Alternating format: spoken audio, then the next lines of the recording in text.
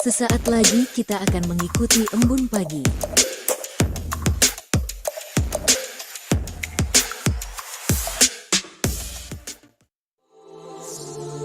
Embun pagi,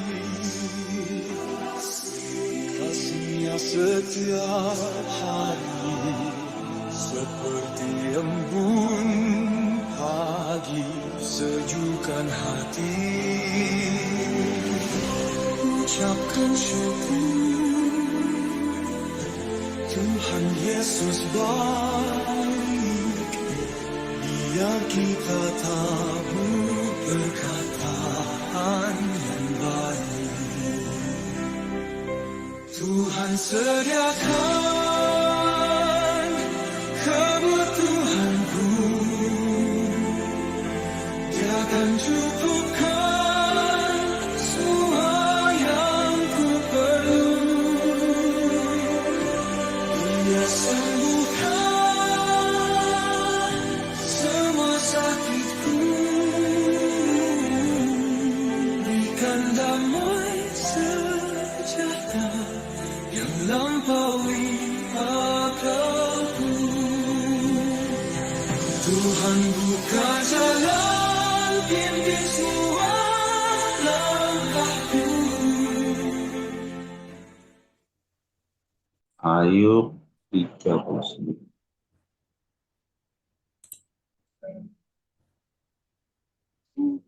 Iya, kenapa? Sama, Pak. Sama, Pak. Cuma kata-katanya agak beda. Ya udah teruskan aja, Pak. Oh, kenapa bisa beda ya? Ya. Saya pakai HP nih, Pak. Oh, baiklah.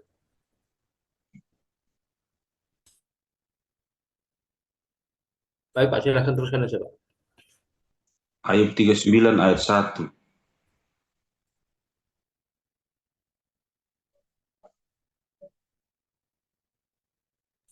Saya lanjutkan. Ya.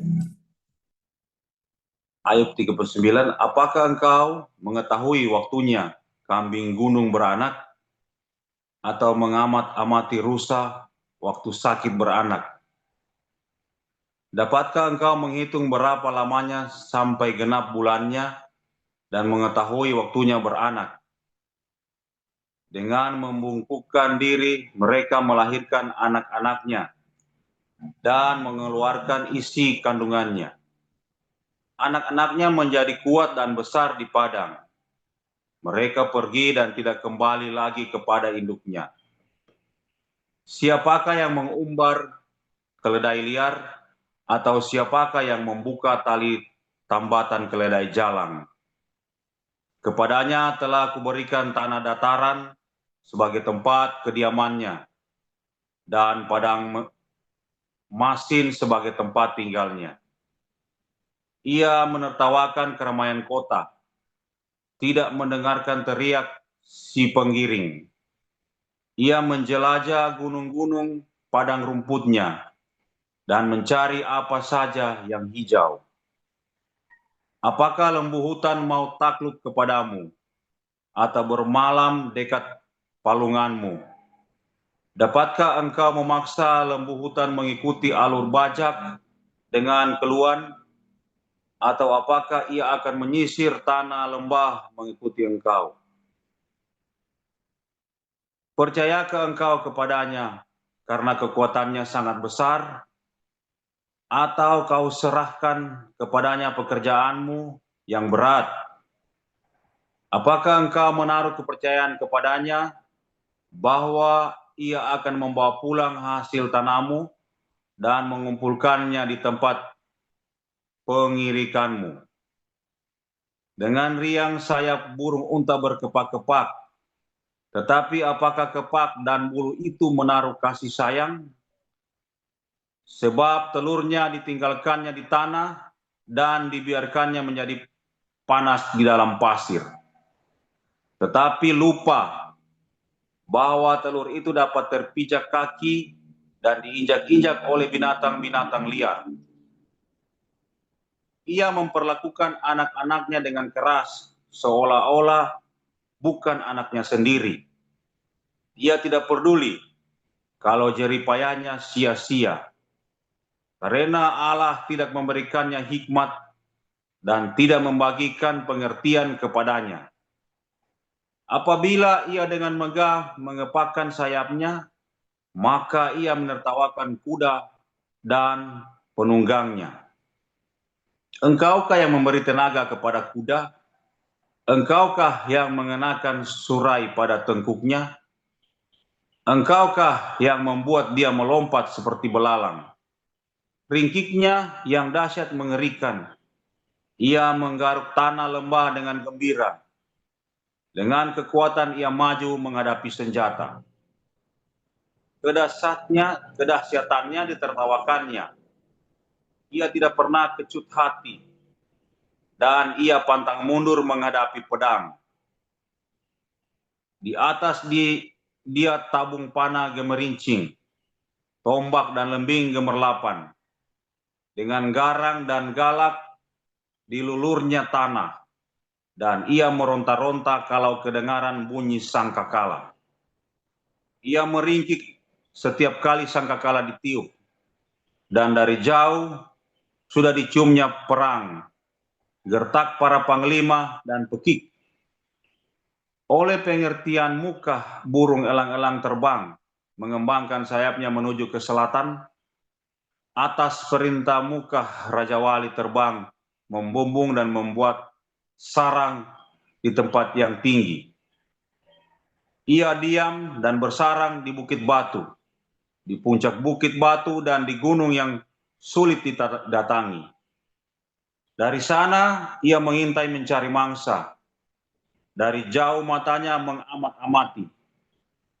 Anak-anaknya menghirup darah. Dan di mana ada yang tewas, disitulah dia. Maka jawab Tuhan kepada Ayub, apakah si pengecam hendak berbantah dengan yang maha kuasa? Hendaklah yang mencela menjawab. Maka jawab Ayub kepada Tuhan, sesungguhnya aku ini terlalu hina. Jawab apakah yang dapat kuberikan kepadamu? Mulutku kututup dengan tangan. Satu kali aku berbicara tetapi tidak akan kuulangi. Bahkan 2 kali tetapi tidak akan kulanjutkan. 1 Petrus 4. Jadi karena Kristus telah menderita penderitaan badani, kamu pun harus juga mempersenjatai dirimu dengan pikiran yang demikian. Karena barang siapa telah menderita penderitaan badani, ia telah berhenti berbuat dosa. Supaya waktu yang sisa, jangan kamu pergunakan menurut keinginan manusia, tetapi menurut kehendak Allah. Sebab telah cukup banyak waktu kamu pergunakan untuk melakukan kehendak orang-orang yang tidak mengenal Allah. Kamu telah hidup dalam rupa-rupa hawa nafsu, keinginan, kemabukan, pesta pora, perjamuan minum, dan penyembahan berhala yang terlarang. Sebab itu mereka heran bahwa kamu tidak turut mencemplungkan diri bersama-sama mereka di dalam kubangan ketidaksenonohan yang sama, dan mereka memfitnah kamu. Tetapi mereka harus memberi pertanggungjawab kepada Dia yang telah siap sedia menghakimi orang yang hidup dan yang mati. Itulah sebabnya, maka Injil telah diberitakan juga kepada orang-orang mati, supaya mereka, sama seperti semua manusia, dihakimi secara badani, tetapi oleh Roh dapat hidup menurut kehendak Allah. Kesudahan segala sesuatu sudah dekat. Karena itu kuasailah dirimu dan jadilah terang, dan jadilah tenang, supaya kamu dapat berdoa. Tetapi yang terutama, kasihilah sungguh-sungguh seorang akan yang lain, sebab kasih menutupi banyak sekali dosa. Berilah tumpangan seorang akan yang lain dengan tidak bersungut-sungut. Layanilah seorang akan yang lain sesuai dengan karunia yang telah diperoleh tiap-tiap orang sebagai pengurus yang baik dari kasih karunia Allah. Jika ada orang yang berbicara, baiklah ia berbicara sebagai orang yang menyampaikan firman Allah.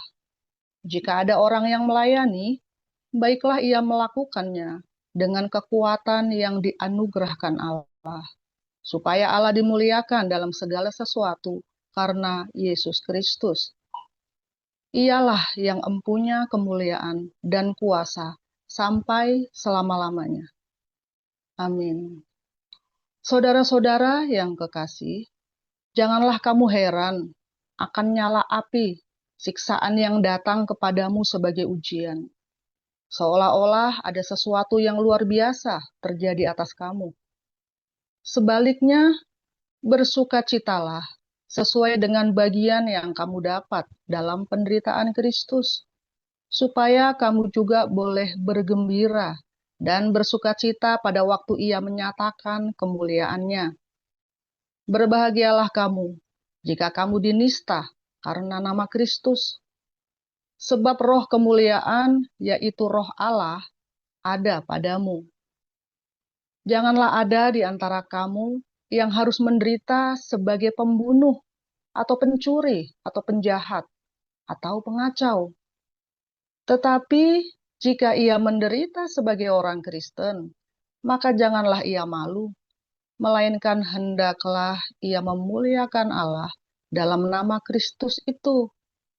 Karena sekarang telah tiba saatnya penghakiman dimulai, dan pada rumah Allah sendiri yang harus pertama-tama dihakimi. Dan jika penghakiman itu dimulai pada kita, bagaimanakah kesudahannya dengan mereka yang tidak percaya pada Injil Allah? Dan jika orang benar hampir-hampir tidak diselamatkan, apakah yang akan terjadi dengan orang fasik dan orang berdosa? Karena itu, baiklah juga mereka yang harus menderita karena kehendak Allah, menyerahkan jiwanya dengan selalu berbuat baik kepada Pencipta yang setia. Demikian. Haleluya, firman Tuhan selalu baru setiap hari jika kita menantikan Tuhan dengan penuh cinta, dengan pengharapan, dan selalu setia, endure, lama, setia itu lama. Jadi gak cukup sehari, 2 hari, Anda harus setahun, 20 tahun, bahkan 40 tahun seumur hidupmu, saudara ya. Itu yang namanya setia itu seperti itu. Kalau Anda ya 20 tahun, ya baik, 20 tahun mengucap syukur, tiba-tiba 1 tahun Anda ngucet terus ya, ribut terus ya, nah, itu namanya nggak setia ya. Kalau setia itu terus ya, dan waduh, yang namanya setia itulah ya, yang namanya setia itulah yang disebut dengan iman ya. Kalau Anda punya iman, hari ini punya iman, besok hari ini Anda mengucap syukur, besok enggak mengucap syukur lagi, besok lagi enggak lagi, itu namanya bukan iman, itu namanya kamu mudi ya. Itu kamu namanya bukan iman, tapi kamu hanya sekedar latah ya, bukan iman yang benar. Iman yang benar itu stabil, saudara. Iman itu nggak naik turun. Kalau iman saya naik turun, Pak, itu namanya bukan iman. Kalau iman naik turun itu Pak HW itu loh, iman naik turun tangga itu kan, karena rumahnya ada lotengnya, tiap hari naik turun Pak Iman itu kan. Nah, itu namanya Pak Iman, bukan iman ya. Kalau iman itu nggak naik turun. Nggak ada iman naik turun ya. Iman naik turun itu karangannya Pak Pendeta. Iman, kalau kamu beriman ya beriman ya. Pak Utomo hari ini, Pak, hari ini laki-laki apa perempuan, Pak? Nah, keter kan, itu namanya bukan iman, saudara. Kemarin saya yakin Pak laki-laki, Pak, hari ini kok saya ragu ya, Pak. Tenang Pak, jenggot masih ada, Pak, pasti laki-laki, Pak. Nah, kan gitu kan. Iman itu nggak naik turun ya, saudara ya. Tapi ketika imanmu goyah, nah itu bukan naik turun, imanmu goyah. Ketika kamu goyah, jangan sampai kamu berubah. Namanya goyah itu sedikit gitu ya, kamu selami masif gitu kan. Tapi suatu ketika kamu memang digoncang. Dan itu, iman itu memang digoncang. Sama seperti kalau kamu naruh beras, ya, kalau kamu nuang barang, nuang batu, ya, nuang batu di dalam gelas atau dalam wadah, kamu harus goncang supaya mampat. Waktu digoncang itu nggak enak. Dan waktu digoncang itu bukan berarti imanmu lagi turun, bukan. Kamu merasa goncang, itu dimampatkan supaya kamu ngerti ternyata kadar iman itu bukan segitu. Ya, kamu isi nih ya. Nah, kamu isi tuh satu wadah gelas, diisi pakai batu yang banyak tuh ya. Kan nggak beraturan tuh. Terus kelihatannya penuh nih. Wah, udah penuh, Pak. Enggak lah, digoncang loh. Sampai dia turun tuh. Ternyata segitu tuh kadarmu tuh. Isimu segitu, bukan segini. Ternyata segini. Nah, digoncang. Nah, itu iman digoncang itu seperti itu supaya kamu ngerti sebenarnya aslinya seberapa sih iman seininya kamu tuh. Ya kan, supaya padat, supaya mampat, supaya imanmu itu tidak ada celahnya, sehingga nggak menipu. Kelihatannya tinggi imanmu ya, kelihatannya ngomongnya tinggi, ngomongnya gede ya, tapi ketika goyang dikit kamu nggak ngerti, selalu digoncang. Nah, badai di padang gurun itulah adalah goncangan bagi imanmu, ya, bukan supaya kamu jatuh, tapi supaya masalahnya. Ya, kamu tuh ngomong sudah kegedean, saudara. Berisiknya, ributnya itu udah luar biasa, kayak ayam baru lahiran naga. Ya, sehingga waktu kamu digoncang ya tumpah semua. Waktu digoncang ya tumpah semua. Kamu ternyata gak dapet. Alias sebenarnya kamu gak punya iman. Selama ini kamu tidak beriman. Orang-orang yang di padang gurun, ya, terus bebek kemana-mana. Wah, apa nih? Sebenarnya dia gak punya iman. Gak punya iman. Ketika kamu di padang gurun, kamu ributnya minta ampun, ya kan, teriak-teriak, ya, kamu sepertinya gak punya iman. Padahal tiap hari kamu khotbah, tiap hari kamu mendengarkan baca firman Tuhan, haleluya, haleluya. Tiap hari kamu boleh ngomong apa saja, segala sikala wala ada boleh ngomong aja, saudara. Tapi begitu ada masalah, kamu ribut terus ya. Harusnya kan dia tidak boleh begitu, kan begini. Itu kamu tidak punya iman. Ya, saudara, Tuhan kenapa aku begini? Kamu tidak punya iman tuh. Ketika di padang gurun, ya, kamu ribut terus ya. Ketika kamu menghadapi badai kehidupan, kamu ribut terus. Sebenarnya kamu nggak punya iman. Ya, tabrak sini, tabrak sana. Ya, konseling terus. Wah, nih konseling terus. Siapa yang hobinya konseling? Nah, mami saya itu hobinya konseling. Soalnya kalau konseling, dia bukan lagi supaya minta diteguhkan hatinya, saudara ya. Tapi dia lagi cari pembenaran. Suamiku begini, suamiku begitu. Kan aku yang betul kan? Betul nggak? Aku yang betul kan? Nah, siapa yang suka konseling? Kamu lagi suka konseling kan? Kamu bukan lagi nyari bener nggak aku lakukan, ya kan? Tapi kan bener kan aku? Wah, kamu bukan bener nggak ya? Tapi bener kan? Gitu. Tahu nggak bedanya? Sama ya katanya bener enggak, tapi bener kan. Nah, kamu sedang mencari pembenaran buat dirimu, suamimu yang salah atau istrimu yang salah. Pokoknya kamu sih bener, saudara. Padahal kamu konselingnya sambil nangis-nangis, tapi sebenarnya kamu lagi bukan mencari supaya Tuhan meneguhkan hatimu melalui hamba Tuhan, melalui saudara seimanmu, tapi kamu lagi cari pembenaran bahwa orang lain salah, kamu yang benar. Makanya kamu rajin konseling, ya kan? Semua orang kamu datang ya. Semua ya, ketua komsel lah, ketua regional lah, ketua apalah semua, sampai Pak Pendeta, sampai kalau perlu ketua sinode pun kamu minta konseling, saudara ya. Kalau perlu, pokoknya yang paling tinggi siapa, supaya kamu yakin bahwa kamu yang benar, suamimu atau istrimu yang salah. Ayo ngaku, ketahuan semua kelakuan. Jika kita konseling, kita wajib konseling ya. Konseling itu satu saja yang kamu percaya. Jangan semua orang kamu ajak konseling. Jangan semua orang kamu ajak apa namanya? Orang kan cuma bisa. Semua orang diminta mendoain kamu ketemu siapa? Aduh, doakan ya. Nah, ini dia nih, orang minta didoakan. Ya, saya dulu pernah cerita kalau enggak ya, teman saya ini kalau ini ya saudara ya, pengumuman saudara ya, mohon doakan supaya saya tahun ini bisa berangkat ke Israel, dana terkumpul sudah 20 juta, masih kurang 30 juta. Mohon doakan. Nah, itu namanya dia bukan lagi minta didoakan, tapi lagi minta ditransfer. Tolong kamu tahu diri, saudara. Kalau ada orang nulis begitu, kamu jangan cuma doa, transfer. Itu maksudnya ya. Mohon didoakan. Nah, kalau saya bilang tolong kirim dana, kalau saya mah terang-terangan, tolong doakan ya enggak. Tolong kirim dana, kita lagi butuh mixer baru. Nah, itu saya ngomong, terang-terangan saya ngomong, saya butuh dana buat beli mixer baru. Dan terang-terangan, nggak usah tolong doakan. Yang begitu itu bukan didoakan, ditransfer. Ya, kalau kamu mau ngasih enggak ya udah nggak usah. Jadi jangan didoakan, doakan. Ya, aduh, kadang-kadang saya nggak ngerti ya caramu. Nah itu loh, pengumuman, tapi mohon didoakan. Kalau saya pengumuman, saudara-saudara kita lagi udah lama nggak rekaman karena mixer kita rusak. Ya kita beli baru 1.200 euro harganya. Didoakan Pak, nggak usah, kirim transfer aja. Gitu, terang-terangan dulu. Jadi nggak usah pakai nyindir-nyindir, ya didoakan, ya bro, begini. Duh, saya capek kalau udah tak doain bener saudara ya. Oke, semoga Tuhan memberkati. Tapi kalau ada orang bilang, Pak, ini ada kebutuhan sekian, butuhnya berapa? Sekian. Jadi gimana? Ya mau didoakan. Nggak bisa ditransfer kan? Nah, gitu saudara ya. Malah saudara bilang aja, kalau dia cuma minta doakan ya doakan saja. Tapi kalau dia minta transfer, ya Anda lihat pantas nggak ditransfer, gitu saja, ya kan?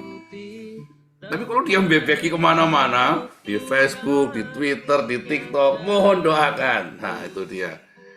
Siapa di sini kalau punya masalah bebeki kemana-mana cerita, dia cerita ya. Suatu ketika ada seorang istri hamba Tuhan lagi, sampai tak marahin ya, Bu, jangan ngomongin suamimu di Facebook. Suamimu itu kan pendeta, Bu.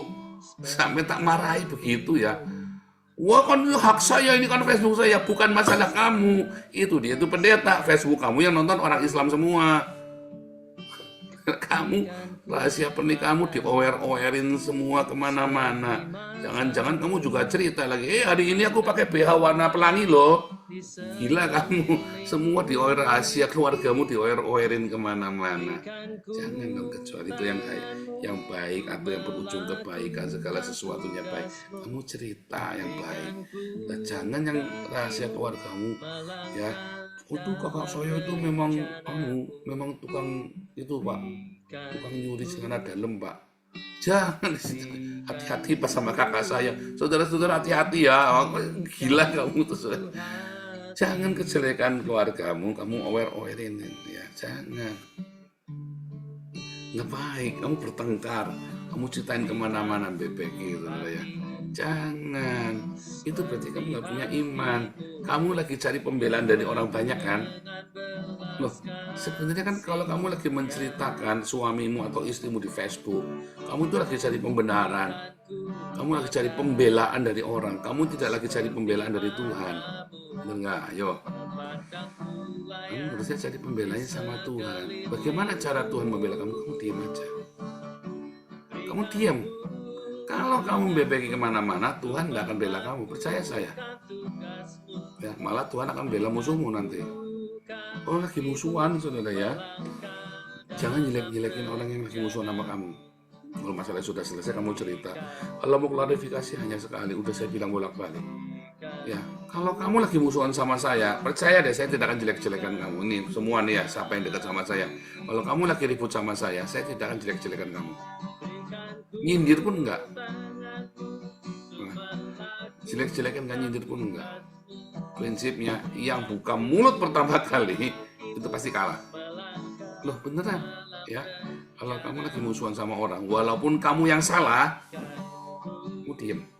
Walaupun dia yang benar, dia bebeki kemana-mana, dia pasti nanti salah, dia pasti kalah. Aneh ya, ya itu begitu hukum universal. Ya mau kamu agama Hindu, Kristen, Buddha, Islam, ateis, kamu tukang kedukun apa segala macam, tidak urusan. Pokoknya kalau kamu ribut sama orang, kamu jangan bebeki, diem. Yang bebeki pertama, mau salah mau benar dia pasti salah. Yang diem, mau salah mau benar dia jadi benar tuh. Yang salah mau jadi benar, ya diem, itu ya. Itulah kekuatan dari diam, ya, katanya silent is gold, ya, apapun namanya. Tetapi Tuhan berkata, diam, tenanglah. Kenapa? Supaya kamu bisa berdoa. Kalau kamu lagi ribut sama orang, kekiran konflik, mungkin kamu yang benar atau kamu memang yang salah, kamu diam. Tuhan, tolong Tuhan, kok bisa begini jadinya nih? Diam aja. Diam. Ketika kamu ya lagi dalam masalah perekonomian, bangkrut kemana-mana, kamu cerita satu orang yang kamu percaya atau orang yang memang betul-betul bisa mentorin, membina kamu. Pak, aku harus apa nih sekarang nih? Bukan buat minta duit. Ini orang mah mentorin minta duit, jangan, bukan saudara ya. Bukan minta duit. Kamu datang misalnya sama saya, jangan minta duit. Oh, datang langsung, Pak, butuh duit, jangan. Mentorin kira-kira harus apa ya? Doa, saya bilang doanya gimana? Doa puasa. Kamu kali ini jangan minta. Biasanya bertahun-tahun saya selalu kirim kamu, saya kasih uang. Tapi kali ini saya bilang kamu harus doa. Coba dong dites. Tes, terus saya juga sama nyoba. Gitu loh. Tapi kamu sama semua orang kamu ceritani semua, saudara. Ya berarti kamu lagi kamu sebenarnya lagi bebekin masalahmu. Ya kan, kamu sebenarnya nggak lagi mencari konfirmasi peneguhan hati, tapi kamu lagi cari belas kasihan orang supaya orang ngasih uang sama kamu, supaya orang memberikan empati sama kamu. Jangan cerita sama semua orang. Diam, tenang di padang gurun itu. Ya, akibatnya kamu akan jadi toksik bagi banyak orang. Semua diceritani masalahmu ya. Semua ya. Semua orang diceritani suamimu yang beginilah, kurang begitulah, yang impoten lah, suamimu yang ada kudisnya di bijinya lah, apa segala macam. Aduh, saudara, benar-benar kamu kelewatan. Jangan ceritakan masalah-masalah internal di rumah tanggamu ya kepada orang lain. Ya, dirahasiakan. Kalau sampai orang tahu, harusnya kamu malu. Tapi kalau ada orang yang bongkar-bongkar, kamu tenang saja. Kamu diam saja. Benar salah kamu diam saja. Klarifikasi hanya sekali. Kalau kamu bolak-balik klarifikasi, namanya kamu bebeki. Ya, malah pengumuman. Ingat-ingat yang saya ngomong, saudara ya. Jadi di dalam masalah-masalah hidupmu, diam itu lebih penting. Ya, diam. Kalau kamu nggak tahan, kamu hanya ngomong sama satu orang yang benar-benar bisa membina, mentorin kamu. Kadang-kadang kamu ngomong sama sahabatmu malah dibocorin sekalian rahasiamu kepada orang-orang. Iya kan? Hati-hati. Kamu harus kepada satu orang yang menjadi mentor, yang menjadi pembina rohanimu, yang menjadi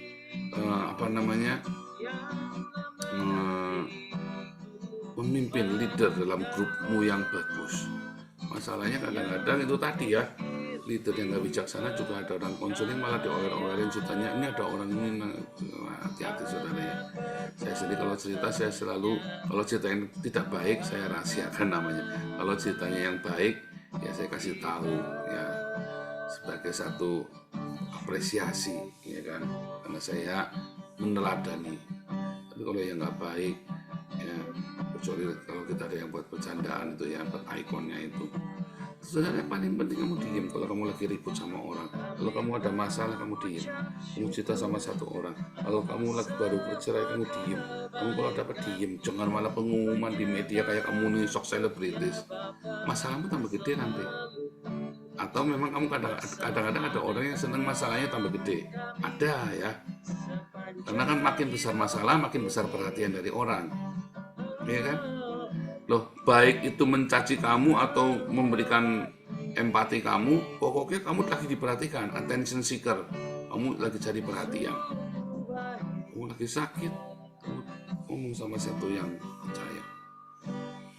Nah, dalam ketenanganmu itu Tuhan akan bekerja. Kamu jadi tahu Tuhan bicara, kamu dengar. Kamu ribut sama semua yang dicintai. Ya, kamu semua bilang kamu berdoa. Iya berdoa. Tapi begitu lagi berdoa ada orang lagi datang nih, aku tak ceritani ya. Berdoa lagi, ini tak ceritani ya. Ini tak ceritani ya. Ini kamu nggak jadi berdoa. Kamu berdoa keras-keras, tapi kamu lagi sibuk mau cari siapa lagi yang tak ceritani ya. Wah, repot. Makanya Tuhan tidak bekerja. Makanya Tuhan tidak memberikan solusi. Makanya kamu kalah terus dalam masalahmu. Karena kamu selalu Satu, mencari pembelaan, bukannya mencari pembelaan Tuhan, tapi cari pembelaan dari orang. Dua, kamu mencari pembenaran, bukan mencari kebenaran dari Tuhan, tapi cari sibuk membenarkan dirimu sendiri. Ya kan? Yang ketiga, kamu terlalu sibuk, terlalu ribut sampai kamu nggak dengar Tuhan ngomong apa. Kamu terlalu ribut, terlalu sibuk dengan mencari pembenaran dan mencari pembelaan. Ya kan? Tapi kalau kamu lakukan cuma satu, diam, tenang, ya, kadang gurun itu, nanti kamu lihat kebesaran Tuhan, kamu lihat, ya, ada sesuatu yang baik di semua masalahmu itu. Aku cuma butuh bertahan saja. Ternyata, ya, kamu ini ada mengalami banyak sekali masalah, kamu cuma disuruh diam, bertahan. Sebagian besar masalahmu itu kamu cuma disuruh diam, bertahan, belajar. Karena ketika kamu diam, bertahan, karaktermu itu dihabisin sama Tuhan, dibentuk. Ketika kamu difitnah, kamu cuma disuruh diam. Ketika kamu, tapi nggak tahan Pak, jangan saudara. Ya, ini ngomong Pak, ya sudah ngomong sekali saja. Kalau kamu lagi ada masalah, itu sebenarnya pembentukan karakter. Makanya saya setiap kali ada masalah, tahun ini ada fitnah apa, haleluya, saya mau diberkati. Selama respon saya benar, pasti naik kelas, selalu naik level, ya. Bahwa berkat, kalau namanya naik level, selalu bukan cuma berkat dalam rohanimu, dalam rohmu, dalam karaktermu bertumbuh. Setiap kamu naik level, berarti kamu dipercaya dengan berkat-berkat jasmani lebih lagi. Itu begitu rumus universal. Setiap karakter naik kelas, maka selalu ada berkat-berkat jasmani juga ikut bersama dengan kenaikan kelasmu. Rewards, ya entah mengapa ya begitu. Karena kalau kamu dikasih berkat, kamu karakternya nggak naik kelas, wataknya kamu, rohnya kamu nggak naik kelas, maka berkat ini akan menjadi bumerang buat kamu. Tapi kalau kamu karakternya makin bagus, berkatnya makin tambah, jangan takut. Maka hatimu tidak akan melekat pada hartamu.